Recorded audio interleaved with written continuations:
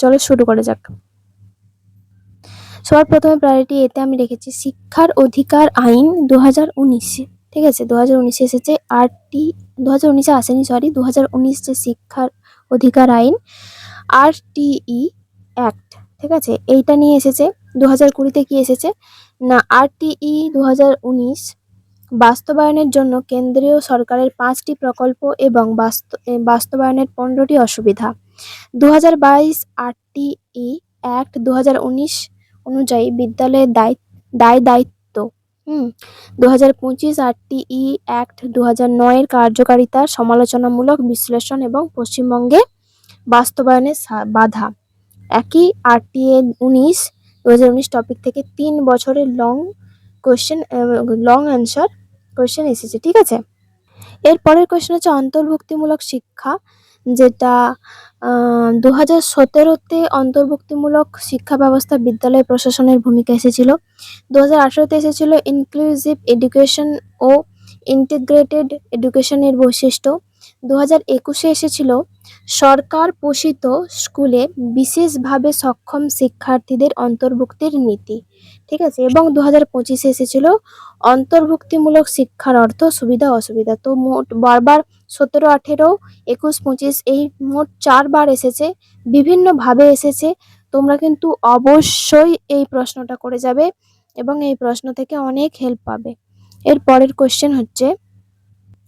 প্রশ্ন হচ্ছে CWSN, শিখন সমস্যাযুক্ত শিশু। ঠিক আছে, এইখান থেকে 2021-এ প্রশ্ন এসেছে CWSN কাদের বলে। শিখন সমস্যাযুক্ত শিশুদের শেখানোর নির্দিষ্ট শিক্ষণ দক্ষতা।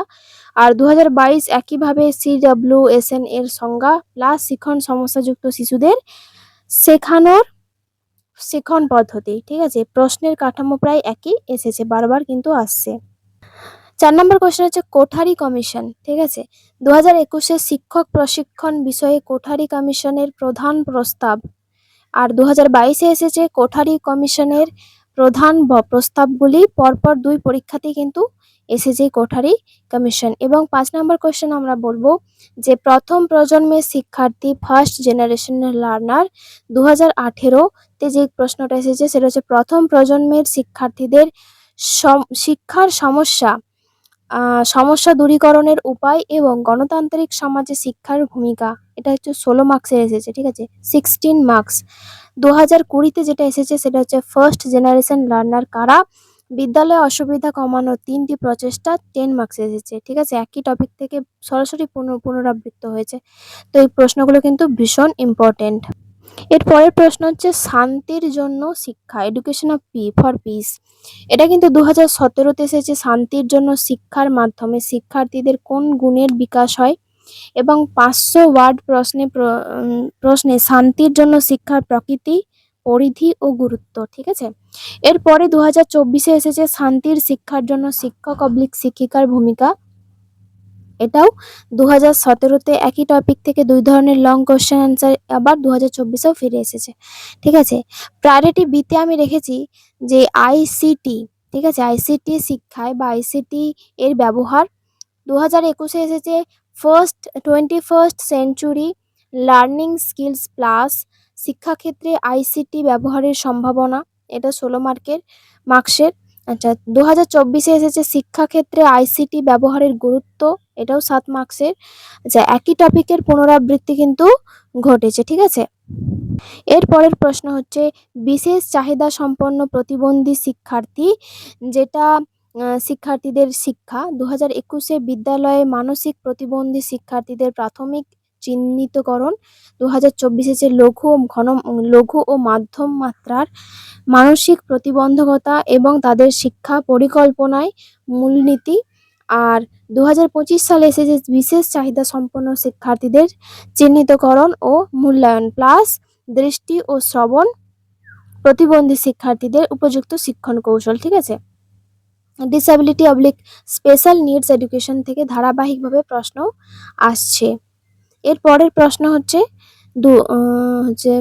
21st century skills. ঠিক আছে, 21st মানে 2021 যে প্রশ্নটা এসেছে সেটা হচ্ছে শিক্ষার্থীদের 21 শতকের কাঙ্ক্ষিত শিক্ষণ দক্ষতা প্লাস আইসিটি এটা এসেছে 16 মার্কসের। আর 2025 সালে একবিংশ শতাব্দীর দক্ষতাগুলি সম্পর্কে টিকা, এটাও কিন্তু এসেছে 7 মার্কসের। তো পুনরাবৃত্ত টপিক এগুলো, ঠিক আছে। এরপরের যে কোশ্চেনটা এসেছে সেটা হচ্ছে জেন্ডার সমতা, নারী পুরুষের শিক্ষায় সমতা, ঠিক আছে। 2018-তে যে কোশ্চেনটা এসেছে, স্বাধীন ভারতের নারী ও পুরুষের শিক্ষায় সমতা আনার প্রচেষ্টা 16 মার্কসের এসেছে। অন্যান্য বছরে জেন্ডার ইকুইটি, জেন্ডার ডিসক্রিমিনেশনস বারবার এসেছে শর্টস প্লাস এমসিকিউতে। আচ্ছা, লং অ্যান্সার হিসেবে 2018 গুরুত্বপূর্ণ হিসেবে এসেছে, ঠিক আছে। এরপরের কোশ্চেন হচ্ছে ঔপনিবেশিক শিক্ষা 2017-তে এসেছে, ভারতে উপনিবেশিক শিক্ষা ব্যবস্থার প্রভাব।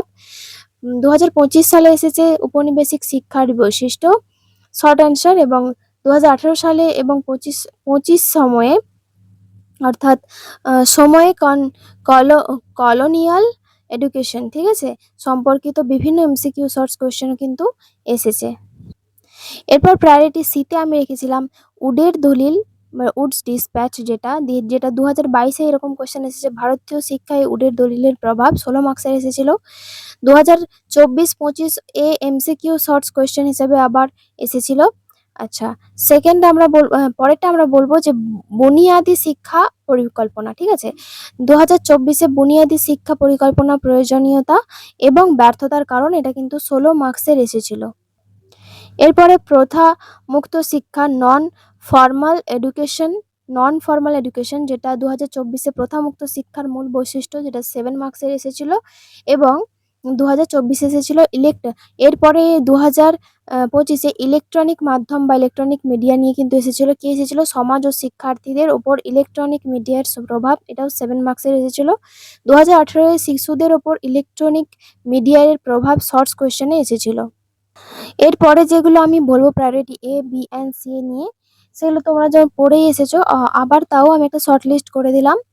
যে RTE অ্যাক্ট 2019, দ্বিতীয় নাম্বার ইনক্লুসিভ এডুকেশন, তৃতীয় number CWSN plus learning difficulty, fourth number Kothari commission, fifth number first generation learner, six number হচ্ছে কি এডুকেশন ফর পিস, ঠিক আছে।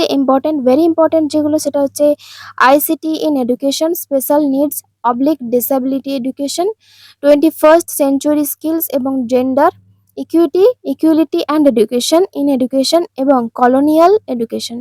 আর ইম্পর্টেন্ট 3, অর্থাৎ প্রায়োরিটি 3-তে আমি রেখেছি Woods despatch, basic education plan, non formal education and electronic media.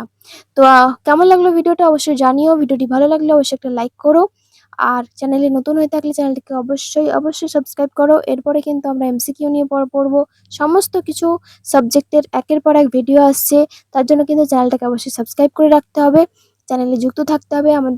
আমাদেরকে কোনো কোয়ারিজ থাকলে তোমাদের অবশ্যই কমেন্টে জানাও, আমরা অবশ্যই তোমাদের সেই প্রশ্নের উত্তর দেওয়ার চেষ্টা করব।